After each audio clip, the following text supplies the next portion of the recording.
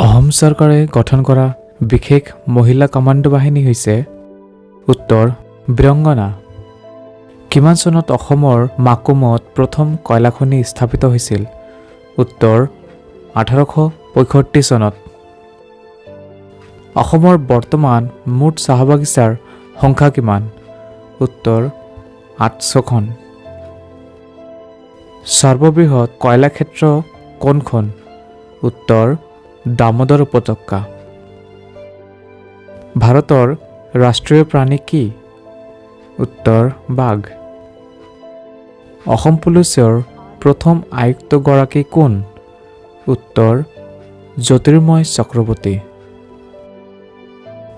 2010 চনৰ শ্ৰেষ্ঠ আঞ্চলিক ছবিখনৰ নাম কি? উত্তৰ বসুন্ধৰা। 33তম ৰাষ্ট্ৰীয় ক্ৰীড়াত সৰ্বাধিক পদক পোৱা ৰাজ্যখনৰ নাম কি? উত্তৰ অসম। কোনখন ৰাজ্যৰ চাৰিসীমা আটাইতকৈ বেছি সংখ্যক ৰাজ্যৰ সৈতে নিৰ্ধাৰিত কৰিছে? উত্তৰ অসম। অসমৰ চাহ নিলাম কেন্দ্ৰ ক'ত আছে? উত্তৰ গুৱাহাটী। অসমৰ ৰেচম শিল্প কেন্দ্ৰ ক'ত আছে? উত্তৰ জাগিৰোড। অসমৰ ঔষধ প্ৰস্তুত কৰা কেন্দ্ৰ ক'ত আছে? উত্তৰ গুৱাহাটী।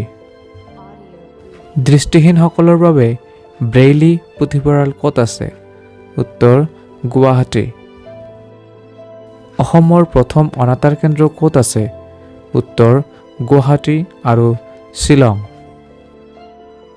ডাক টিকটত স্থান লাভ কৰা প্ৰথম অসমীয়া কোন?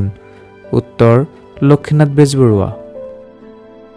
লণ্ডন বিশ্ববিদ্যালয়ৰ ডিলিট সন্মান লাভ কৰা প্ৰথম অসমীয়াজন কোন? উত্তৰ সূৰ্যকুমাৰ ভূঞা। প্ৰথম অসমীয়া ভাৰতৰ মুখ্য নিৰ্বাচন আয়ুক্তগৰাকী কোন? উত্তৰ হৰিশংকৰ ব্ৰহ্ম। ধান গৱেষণা কেন্দ্ৰ ক'ত আছে?